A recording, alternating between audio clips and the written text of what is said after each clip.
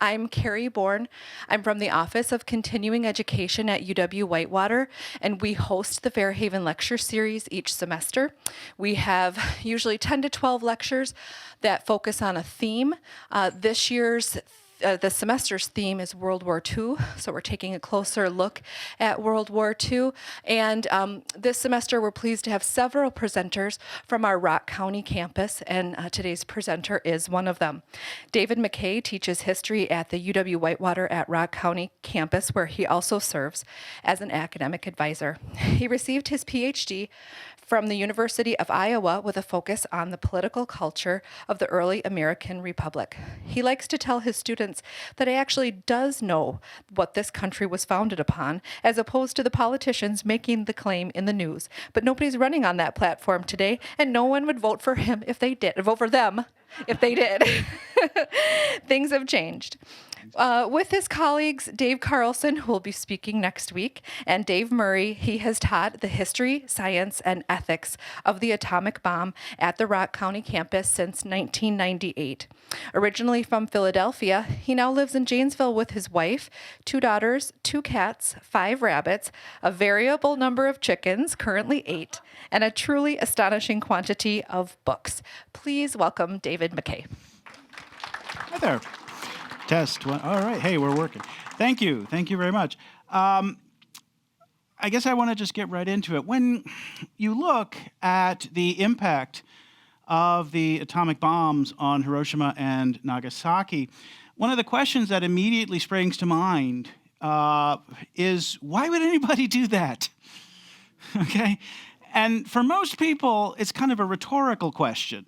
They don't really look, it's just sort of a statement in some sense. But as a historian, this is a real question, one that we try to answer, to try to understand the events better.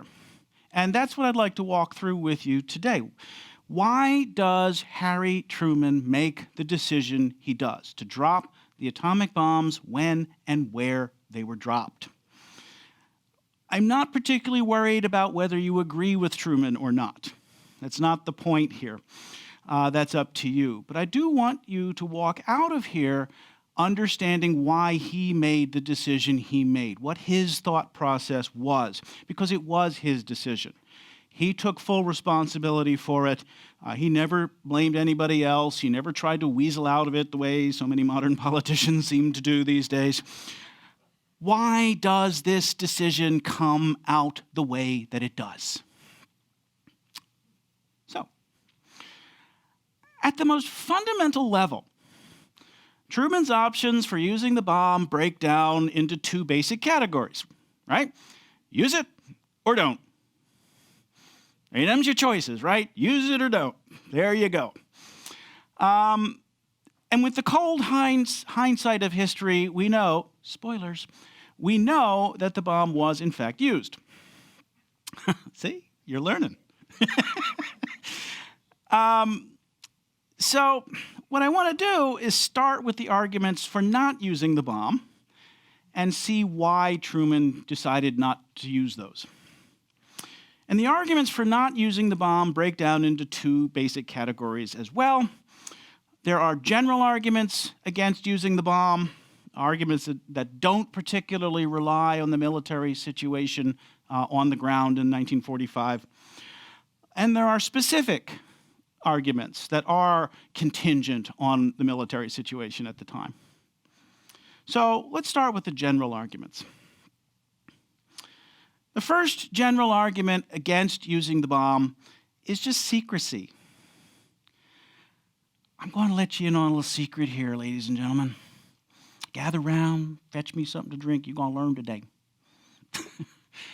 If you set one of these things off, people are gonna notice. I know. It's true. And when they do, you have just told them 2 very important things that were not obvious in 1945. First of all, you just told them that the atomic bomb works. Because outside of the severely restricted number of people who knew about the Trinity test, not many people knew this. The Manhattan Project, which built the bomb, was an extremely resource-intensive thing. It consumed vast amounts of time and money and supplies and manpower. And the only reason we could do this in 1942 when this project starts is because we are the richest, most powerful industrial economy in the world, and conveniently the only one not being bombed to smithereens. We could gamble $2 billion 1945 dollars on a project that might or might not work without taking away from everything else we were trying to do. We could afford it. Other countries couldn't or wouldn't. What you've told people by using this bomb is that this works, that it is not a gamble, it's an investment. And that's a different calculation, isn't it? There are a lot of people who won't gamble $2 billion, 1945 dollars, to build a bomb, but who will invest $2 billion because they know very well it's going to work, that they'll get a bomb at the end of it. That's just spending. That's not gambling. How much do you want to spend? And that gets you to the second thing you've just told people, which is that not only does this work, but we have one. And again, newsflash, not everybody likes us. There are a lot of countries in the world that are in 1945 who are going to be very, very unhappy that we have this thing and it works and they don't. And when you add all that up together, what you're going to get is an arms race after the war. And spoilers, that's what happens. By keeping the bomb secret, the United States could gain valuable time to consolidate its advantage. We could win the war without the bomb at some cost. We could then stockpile these things and then eventually intimidate anybody who wanted to join this atomic club out of it. We could rule the world all by ourselves. Truman does not buy this argument. Whatever the future is going to bring, he has a war that he has to win now. And the costs of doing so without using the bomb, as we'll see later, seem to him prohibitively high. Word's going to leak out anyway. That's just how word is. And thanks to the fact that the British are already deeply involved in the Manhattan Project, and the Manhattan Project is, in fact, penetrated by Soviet intelligence, word already has leaked out. So the secrecy issue, non-starter. All right. Well, you have another argument, a general argument against using the bomb, and that's radiation. The radioactivity from the bomb is both lethal and long-lasting. Some of these isotopes have a half-life measured in centuries. What if you destroy a city and render it uninhabitable forever?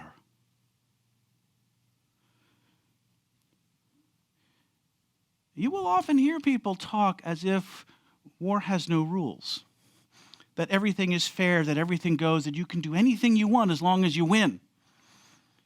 And the thing you know about people who say things like that is they're not soldiers, because soldiers know better. There are rules to war, and the United States military is very, very strict about enforcing them, particularly when they get violated, because they will get violated. That doesn't mean it's not a rule. None of the principal figures involved in building or using the bomb, none of them believed that war had no rules. They all believed that war had rules. And one of the rules that Mr. Carlson next week will be talking about in further detail, no doubt, is that responses have to be proportional to provocations. You're at war. Destroying the enemy's property and lives is acceptable, within limits. But what if you destroy a city and no one can ever live there again? That's not proportional. That's outside of the rules. Truman doesn't buy this argument either for two reasons. First of all, the bombs that destroyed Hiroshima and Nagasaki were both set to explode at about 1,900 feet above the ground. The purpose of this is to maximize the blast wave, to maximize the physical destruction of the cities. But the side effect of that is to minimize what's called the fallout, to minimize the radioactivity. As far as Truman was concerned at the time, this meant that the forever uninhabitable part he could pretty much ignore. Second, while the deadly effects of radiation on human bodies are understood in 1945, American scientists at the time believed that anybody close enough to the bomb to be affected by this radiation would die in the blast anyway. So that could just be ignored. That turned out not to be true. You do see a lot of people dying of radiation sickness after the bombs are dropped, but this is not something Truman knew, and it is not something he took into account when he made his decision. All right. So, there you go. The third and most important general argument against using the bomb at all is another of these basic rules of war, the idea that wars should be fought between combatants, and that non-combatants, civilians, should be left out as much as possible. This idea is called non-combatant immunity. And non-combatant immunity is a bedrock principle of modern warfare. Again, the United States military takes it very, very seriously. But the thing is, a weapon that produces effects on the scale that the atomic bomb does is just too blunt of an instrument to separate combatants from non-combatants. If you use an atomic bomb, you are going to get civilian casualties because it makes a big boom. You can't distinguish.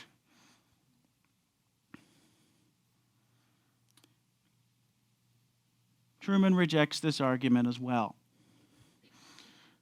First of all, as far as American leaders are concerned, it's becoming increasingly difficult as the war goes on, particularly by the summer of 1945, to differentiate who is and who is not a combatant. Over the course of the war, and this is an issue that Mr. Carlson will discuss whether this is justified or not, but in terms of practice, over the course of the war, the definition of combatant, who is a legitimate target taking part in the war, expands until it includes not just soldiers and other military personnel, but pretty much anybody who contributes to the war effort in any way, from the armed soldiers at the front line, to the people working in the military factories, to the people growing the food who feed the soldiers. Who's a non-combatant? Who's off limits? Plus, by the summer of 1945, American intelligence sources are reporting, accurately as it turned out, that all Japanese citizens are being called up for basic military training to form home guard units to resist an invasion. As far as Truman is concerned, therefore, dropping this on a city is perfectly within those rules. Again, you may disagree, but that's Truman. The second reason that Truman rejects non-combatant immunity as an argument against the bombing is that it's not really clear to Truman that the atomic bomb represents anything new, anything different from what we've already been doing. One of the things that gets glossed over in our nostalgia for World War II as the good war somehow is that it is a war defined by an ever-increasing spiral of savagery, where actions that were considered immoral and beyond the pale when the war started in 1939 slowly become acceptable and then desirable. The aerial bombardment of cities, for example, was strongly condemned by American President Franklin Roosevelt in 1939, when the war started. But by 1942, when bomber attacks on German cities are basically the only way the Allies have to punch back, they become acceptable. And by 1945, as the war is coming to an end, they become desirable. Other than sheer efficiency, what's different here? All right, great. I can destroy a city with one bomb and one plane. How is that different from destroying a city with 10,000 bombs and 1,000 planes? What's new here? To Truman, not much. So there's no particular reason to stop the bomb on that account. We're already doing this. We've already crossed that line. So those are the general arguments. In addition to the general arguments, there are also specific arguments against using the bomb, arguments that are contingent on the military situation at the time. And this category sort of focuses on the idea that the war can be won without using the bomb by having the United States do certain things. And that, again, can be divided into two parts. There are things that don't require us to do much at all, and there are things that require us to do a whole lot.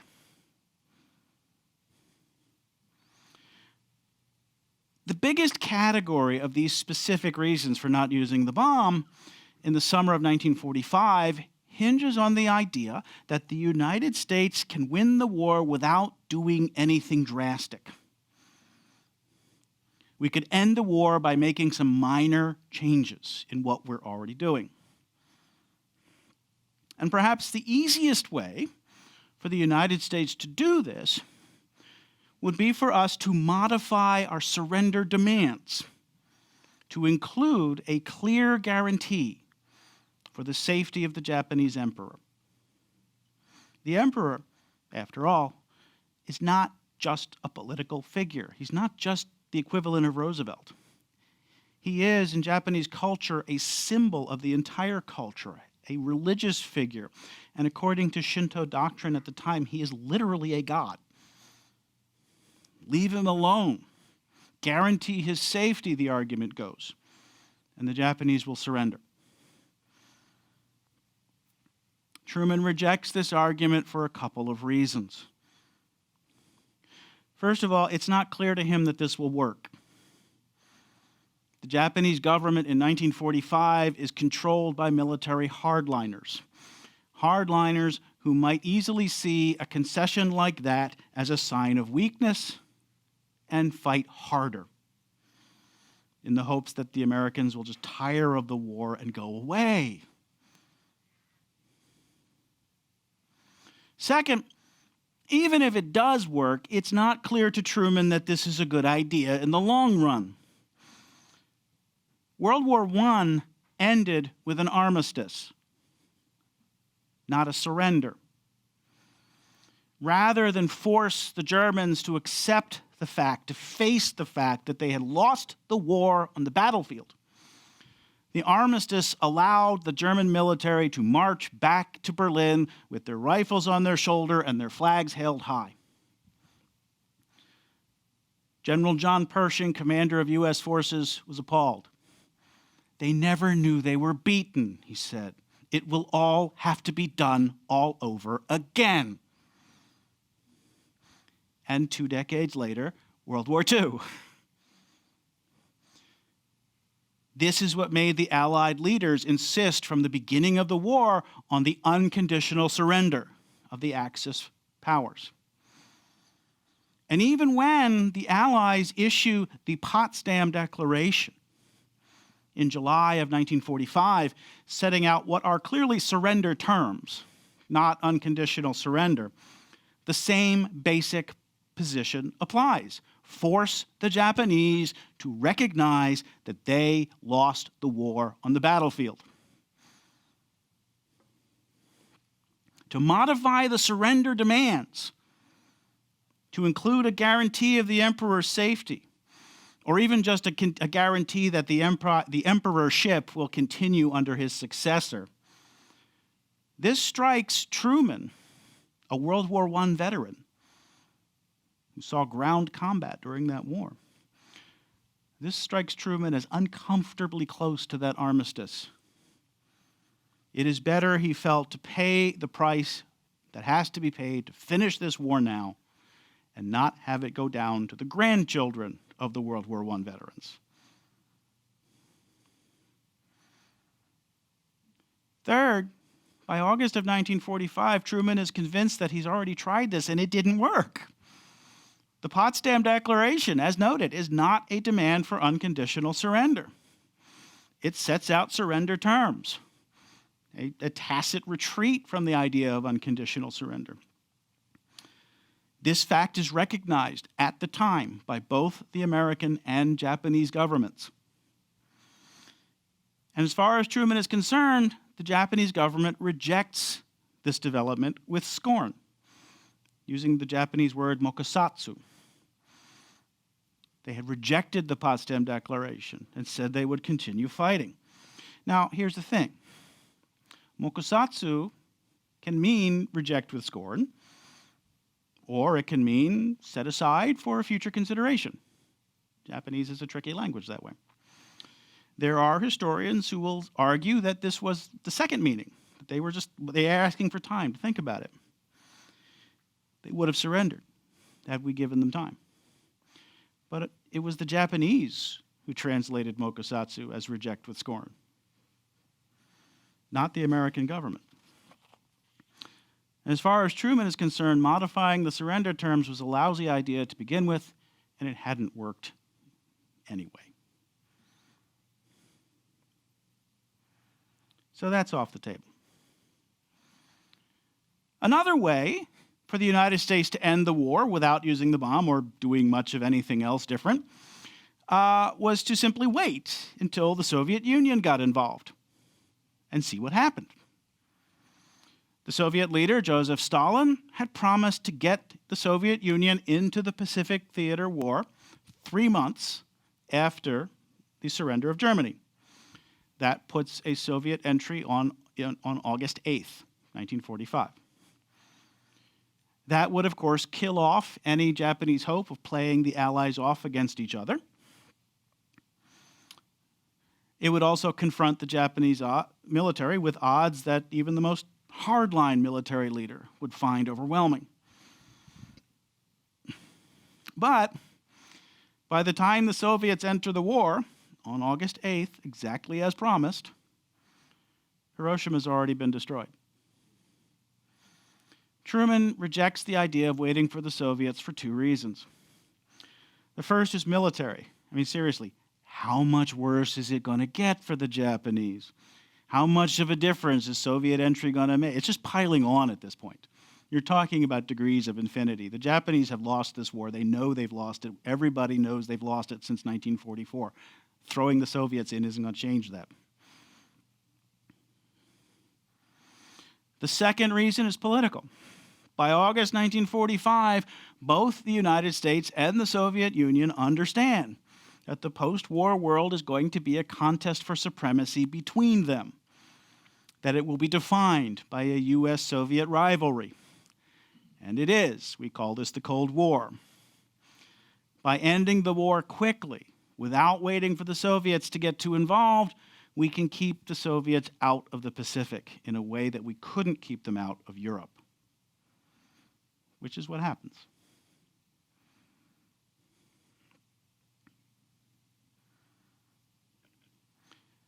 Other arguments for ending the war without using the bomb do require the United States to do some things.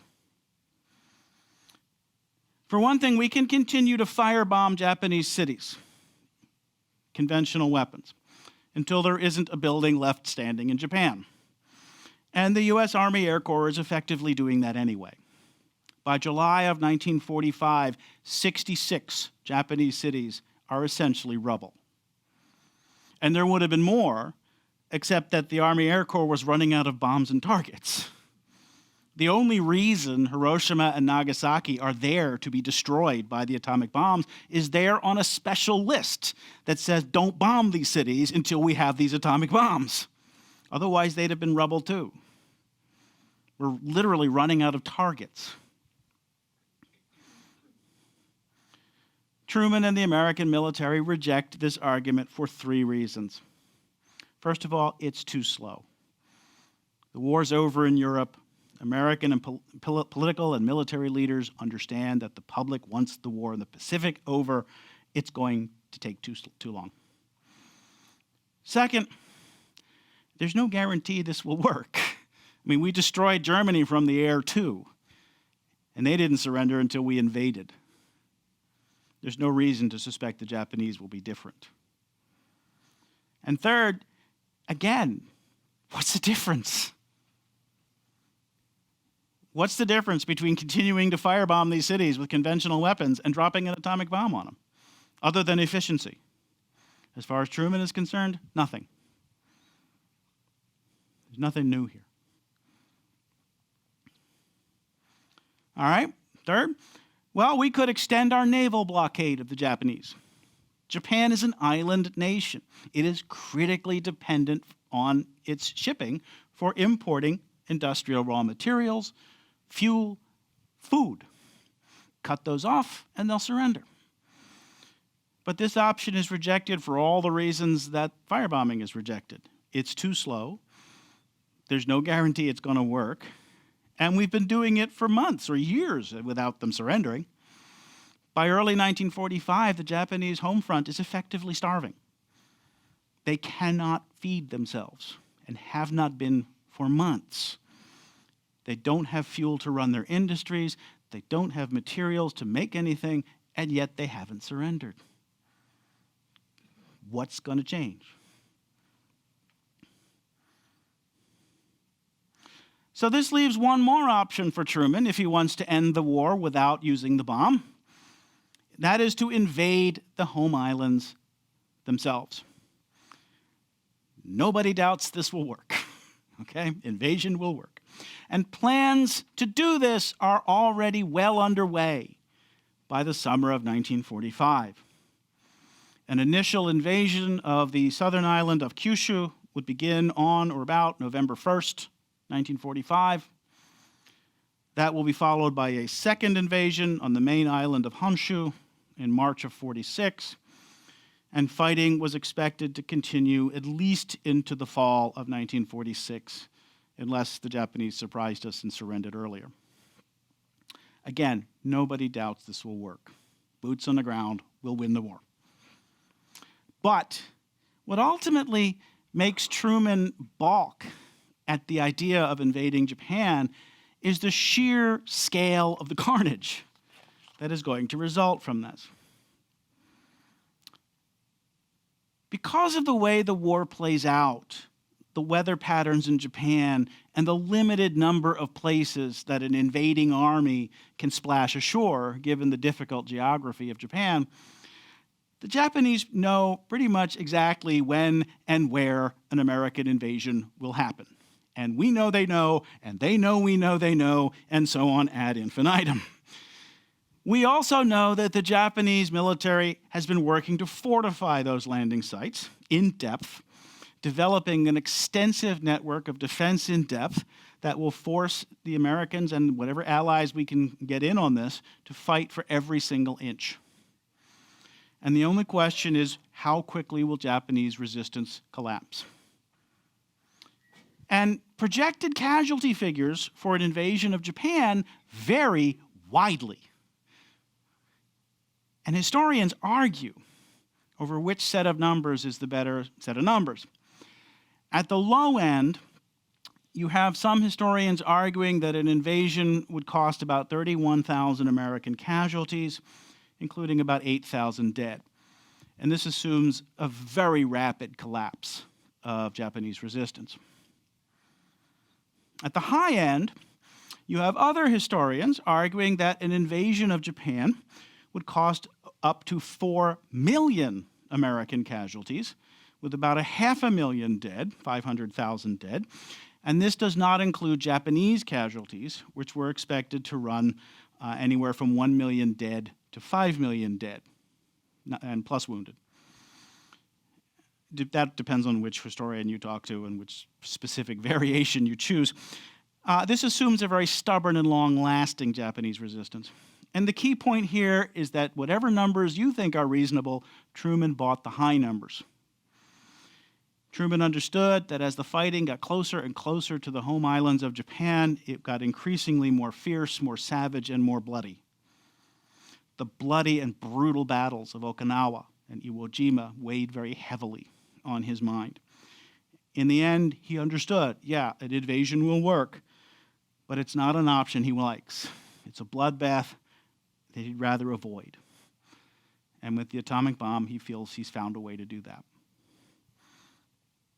So, as the summer of 1945 goes on, it's clear to Truman and other American leaders, the few who are actually in on this, that using this bomb is to them the best option. It answers a lot of objections. It's faster and cheaper than firebombing or blockades. It will keep the Soviets out of the Pacific. It will make the post-war situation far more agreeable to American interests. And most importantly, it may cause the Japanese to surrender without an invasion, without the casualties you will get from an invasion. So the question then becomes, all right, you're going to use this thing. How are you going to use it? Because you got to think about that. For one thing, you can use it as a threat. The atomic bomb is a fearsome thing. Maybe we don't have to actually use it. Maybe we could just threaten them. Honestly, this is more about the Soviets than the Japanese. I mean, we're already fighting Japan. There's no need to threaten them. Seriously, what good would it do? We're already fighting them. By using the atomic bombs, we could threaten the Soviets. We could intimidate the Soviets into letting us run the post-war world. And there's probably something to this.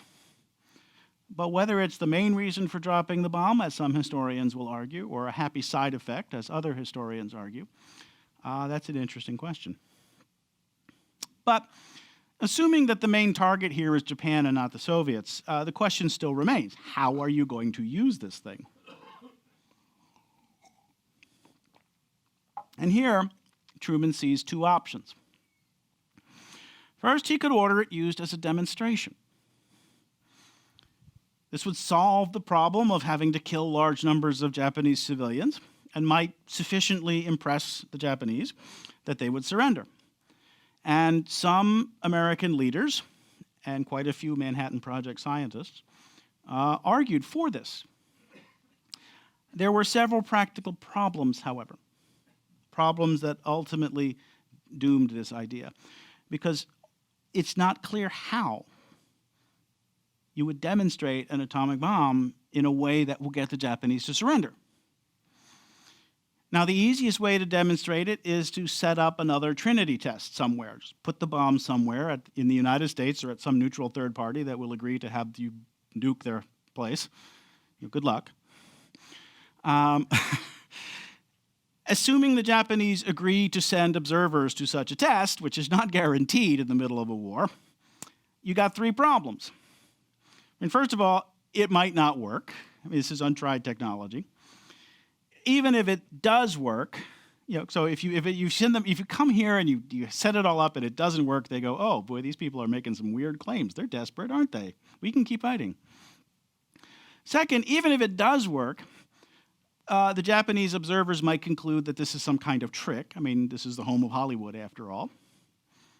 And third, even if they believe it, they still have to go home and convince their government that this is really what happened. And there's no guarantee that the government's going to buy this either. So the Trinity test option is out. We could drop it on Japan somewhere that's impressive without causing too much damage. We could drop it in the middle of Tokyo Bay, for example, or high up on a mountain, or just a big airburst somewhere. Again, this is not going to be very effective. Even Robert Oppenheimer, the scientist who ran the research part of the Manhattan Project and urged the demonstration, doubted whether what he called an enormous nuclear firecracker detonated at a great height, unquote, whether that would be effective or not. So demonstrations, not so much. All right, if that's out, then we got to drop it on a real target. Okay, what kind of target? You want to drop this on a military base? Yeah, okay, great. There's just not that many of them left in Japan in the summer of 1945. The Target Committee did try to steer it that way.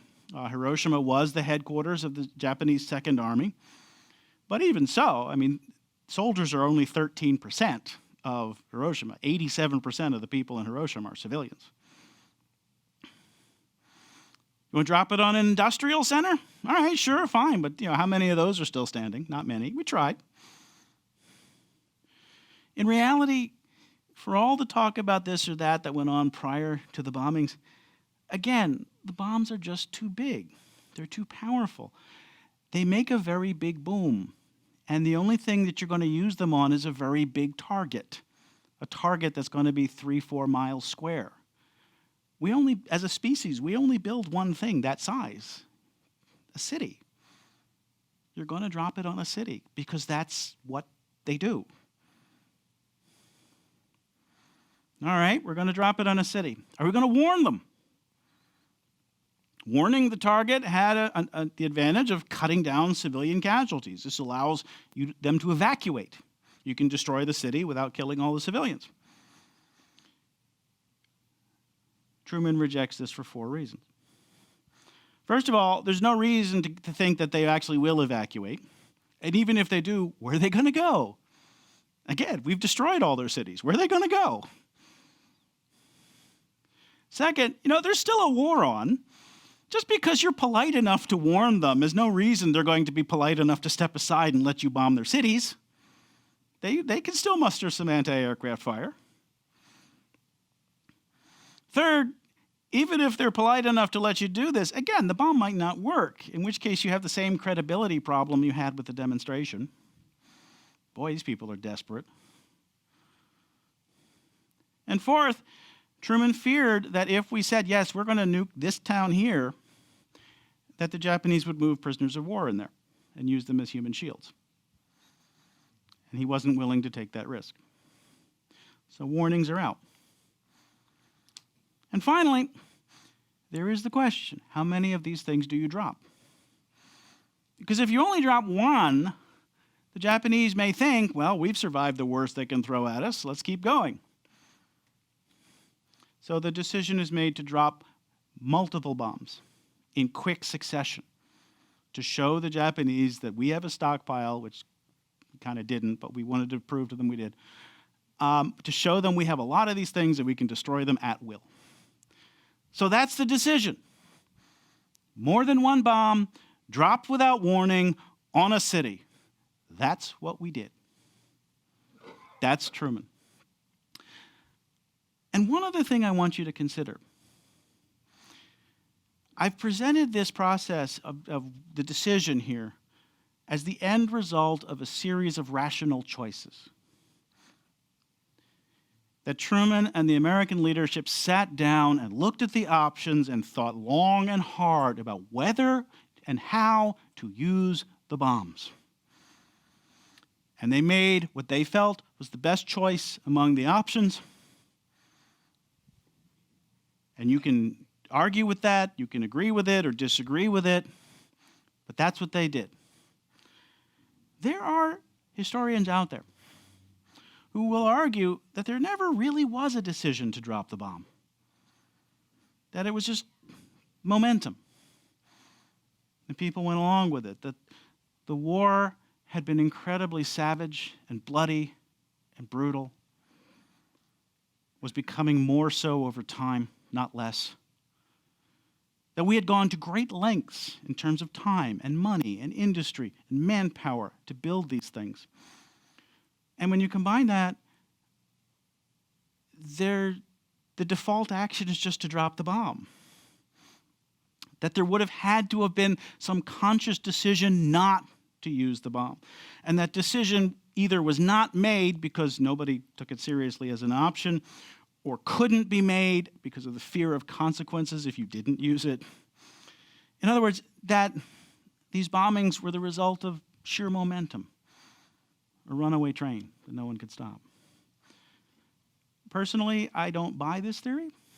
There were a lot of people weighing in on whether and how to use the bombs. But, you know, if you accept everything that falls out of my mouth as gospel truth, then without challenging or investigating it, you've pretty much wasted your time today. So that's it. Questions? I'm happy to take questions at this point. But she has the microphone there. How concerned was Truman that the bomb would work, and why didn't they build more than two? He was not concerned that it wouldn't work overall, because by the time he gets clued into it, they're fairly sure it will, and the decision to actually go ahead and use it is made after the successful Trinity test. So he's fairly confident. He knows it does work. It can work. He has confidence in his people that the next one will work. There's always a chance that it might not, but he's pretty confident. The original decision after the Potsdam Conference was that Truman said, all right, go ahead and drop these things as they become available. Uranium-235 is very, very difficult to obtain in bomb-grade quantity. So in the summer of 1945, there was only one, and we dropped it on Hiroshima. Plutonium bombs are a little quicker to make. They're tougher to design, but the materials are easier to get. And Nagasaki was the last bomb we had, but the next one would have come available probably August 25th or so, and then about every 3 weeks after that, we would have had one ready to go. And the original order was drop them as ready. After Nagasaki, Truman said no. He said no more. You will not drop them until I explicitly authorize you to drop each individual bomb, because he eventually does buy the non-combatant argument. He says, I'm tired of killing all those kids. So he eventually does go back to the non-combatant argument. But we would have had one available about every 3 weeks after that. So that's where the stockpile would have been. Other questions? You got me. Okay, we'll go back and then front. All right. Hold on. Yeah, we are back Yeah, here. There's some one in the and then front too. two. We have So two back here, and then we'll come in the front. Okay. I've always questioned the ethics, that they must have realized that we were the only people who have ever done such a thing, and it was so unethical, and Unethical? it certainly made us obvious demons to be concerned about. Well, the ethics are very complicated because, again, from Truman's perspective, there's nothing different here. I mean, what's the difference? We firebombed Tokyo with conventional bombs in March of 1945 and killed more people than died in Hiroshima. Is that worse than Hiroshima? What's different? Yep, we have a question here. And that's the thing. One of the things, I hope you do come back next week, because Mr. Carlson will be addressing this issue explicitly, and he really is much more qualified to address that. But, you know, understand, for as far as Truman is concerned, there's nothing different here other than efficiency. We're already doing this. We did it to Dresden, we did it to Hamburg, we did it to Tokyo. And if those are acceptable, why not this? And if they're not acceptable, then we need to complain about those things too. So it's a very complicated thing if you look at it that way. There are many ways to look at the ethics of it. And again, I will defer to my colleague about that. Okay, so there's a question here, And there's then one one in right front, here. and then one in the back. Were Hiroshima and Nagasaki part of one decision by Truman, or was Nagasaki a separate decision? And if so, why, and why necessary? Originally, they were one decision. Once the bombs were, it was clear that they worked, and that this was what the decision was made to drop them. Truman's decision was drop them as they become available on the targets we've specified. There were 5 cities that were set aside: Hiroshima, Nagasaki, Nagita, Kokura, and I forget what the 5th one was.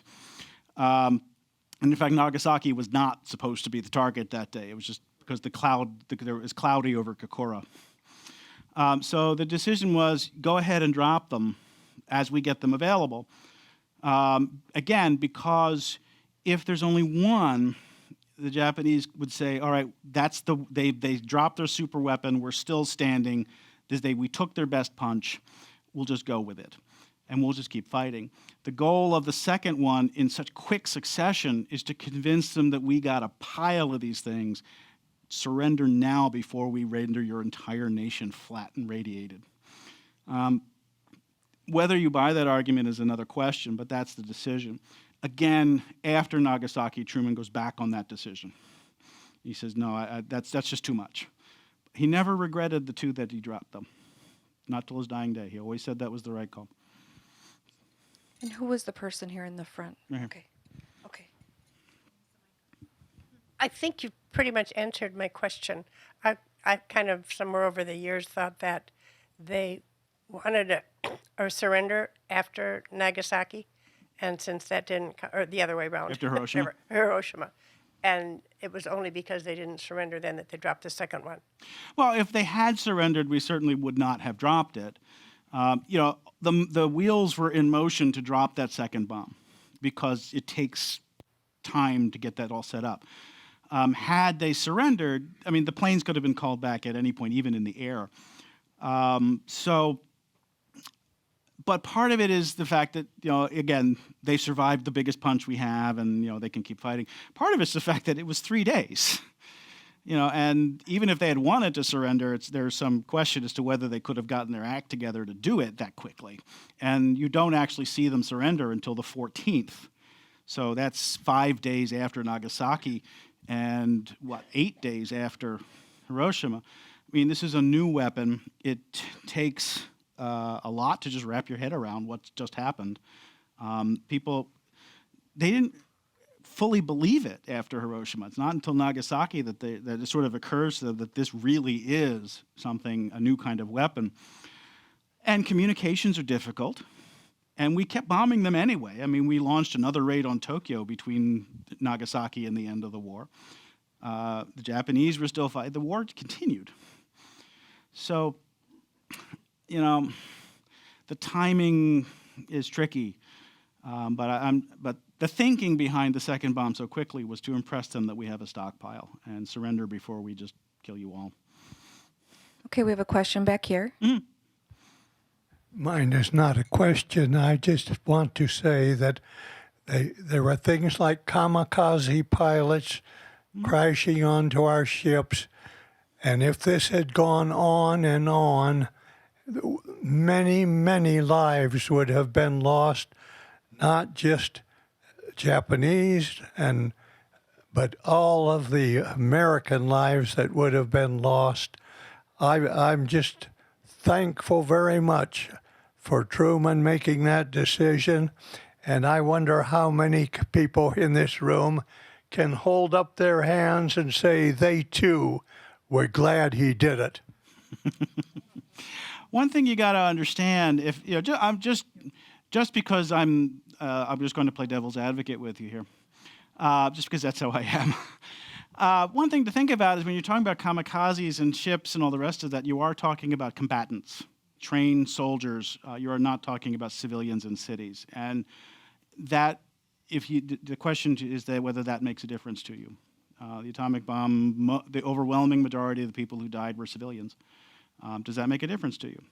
That would be, if I were going to respond to you, that would be how I would do it, and then you can answer that as you will. Okay, so we have a few more questions. We have here, then over here, then here. Okay. Make our way. An interesting presentation would be what the Japanese were thinking during the time that it was dropped and they actually did surrender. Yeah. There's a fair amount of historical research on that, and you're right. It's fascinating. What you get out of it is a lot of confusion, a lot of panic at some level, but not entirely, and a lot of argument about whether they should surrender or not. Even after Nagasaki, there's still argument. The hardliners in the military still did not want to surrender. They were overruled by the emperor, which is deeply unusual. For the emperor to actually take a role in practical politics was unheard of. It was a violation of his role, but they were willing to do it. And even that almost failed. They almost had a coup at that point. So it was a near thing. So how the Japanese reacted, yeah, that's fascinating. It's very complicated. So we have one, we have two, and then I think I saw a hand over here for three. to a large extent, our behavior in 1945, in my judgment, was based upon what went on between 1941 and 45. In other words, decision makers that were aware of all of the combats and the fatalities and the actual war that was occurring were very well anticipating a large numerical loss of American soldiers if we invaded the southern part of Japan. Now, in your presentation, sir, you said we would lose anywhere from 31,000 to 4 million. These are academic things that are thrown about carelessly and really, in my judgment, do not actually reflect a more realistic appraisal. And I would ask you, sir, what would be a realistic expectation as to American losses, as well as what would be a realistic appraisal of Japanese civilian losses if we invaded Japan? Well, I'm not sure I agree with you that these were not unrealistic numbers, because, to be blunt, the 31,000 figure came from MacArthur, and the 500,000 dead, a million casualty figure came from other U.S. military sources. All of the numbers I quoted you came directly from the United States military. So I would argue that they are, in fact, quite realistic. The question is whether you interpret it. MacArthur had a certain interest in promoting the invasion, so he's naturally going to downplay the numbers. The Navy had no particular such interest. We're willing to look at the higher numbers. If you're asking my personal opinion, I tend to believe the higher numbers. But again, I do take issue with your idea that those numbers are not realistic, because they do come directly from the United States military at the time. Okay. Probably high. Again, if you take the U.S. military numbers, well over 1 million dead, and I think that, as a historian, I tend to think that's realistic. Okay, question here. It appears that the attitude of the people in the country during that period of time was probably very favorable towards this, although we didn't really know this was going to happen. There are some very disturbing photographs and things of the welfare of some of the young people running from the atomic bomb, dying and everything, which was not very pleasant. But I think most of the people before this would probably all be backing the dropping of the bomb. Yeah, the dropping of the bombs was incredibly popular in the United States after the war, once it was announced. There was a survey done in December of 1945, several months after the surrender. And I don't remember the actual number, but it was well over half of Americans surveyed said that it was a shame the Japanese surrendered so quickly when we couldn't have dropped more on them. Because, again, you have to understand, this was a brutal and bloody war. And that kind of thing brings out that kind of reaction. So, couple things we were told in boot camp. One was our company commander was a lieutenant commander on a sub, and broken back to his chief to be our company commander. And he told us if our torpedoes had worked, we wouldn't have needed an atomic bomb. But that was his opinion, of course, because he's a submariner. Yeah. The second thing was that he also told us that the Kamikaze operation was much more damaging to the American fleet than we've been led to believe. And thirdly, about the casualties, if you've been to Japan, it'd have been a hell of a battle, I'll tell you that. Yeah, it would have been. Now, your commander was right in one sense. It took several years into the war to get the firing pins on the torpedoes to work. They would snap. And they figured it out themselves. Yeah. Yeah, so you don't really get effective torpedoes until late 43 into 44. And, it's possible that we could have starved them by that point. Certainly that's true. Yeah, I'm trying to remember what your second point was. What was the second point? What? The kamikazes. Yeah, in terms of the damage that they put on American ships, yeah, they were horrific because they're hard to you have to literally destroy the plane because you can't shoot it down because that's what it's trying to do anyway. You have to literally destroy it in the air. So they're very hard to defend against. Plus, American aircraft carriers had wooden flight decks as opposed to British ones that had steel flight decks. So when they would crash into British decks, they'd just go like that, like eggs. But on American ships, they would go all the way through and then explode in the middle. So yeah, they did take a fearsome toll. And this is another thing that American military leaders communicated to Truman. If we're going to get close to Japan, this is going to happen. That's another reason why I raised my hand. Yeah. Yeah, they were. Again, these are military combatants. So again, whether that's a difference, you need to decide ethically. Okay, question back here. I've heard that one of the reasons that military people opposed the dropping of the bomb was not so much an ethical reason, but the fact that it would make the United States a pariah in the after the war. Do you think that's true, and do you think it did affect the post-war world? I don't think that you didn't get a lot of that from the military. You got a lot from scientists, the Manhattan Project scientists, the Frank Report, Leo Szilard, people like that were very much concerned with exactly that. Again, as far as the military is concerned, it really does take a long time to sink in that there's anything different about this other than just bigger and more efficient. It's not till we go there and look at it and see.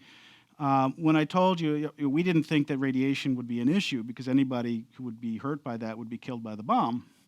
And when reports start coming back in the fall of 1945 that, no, there's lots of radiation poisoning, we don't believe them.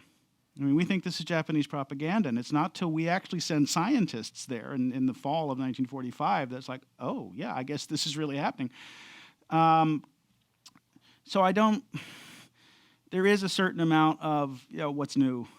In terms of us being pariahs, yeah, there's a certain amount of that, but again, not much. The war was what it was, and how different is this from the firebombing of Tokyo? Again, more people died at Tokyo. So it's not until later, really, as you move out of the war period and into the 60s and 70s, where you've got a generation to think about it, that you start to think about stuff like that. And that's in a completely different context of Vietnam and other such things like that. And you start to argue about, well, would we have really dropped it on the Germans? They're white people. We just drop it on these brown people. It's counterfactuals are hard because there's so many different variables. Did I even answer your question? Okay. So we have time for just a couple more questions. There'll be one here and then one over here to the gentleman, and then we'll close the question period.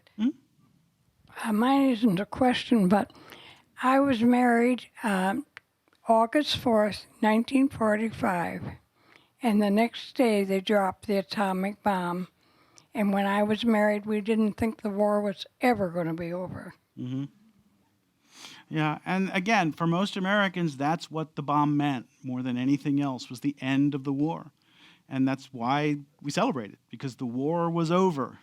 I mean, again, we're killing Japanese all the time anyway. What's new? So for Americans, this is a celebration. And it does take a while before the reports start to come in. The biggest sort of watershed for that is John Hersey's book Hiroshima, which sort of tries to humanize a little bit of it. But yeah, it was a celebration. The war's over. I mean, everybody's out there. VJ Day. Right here.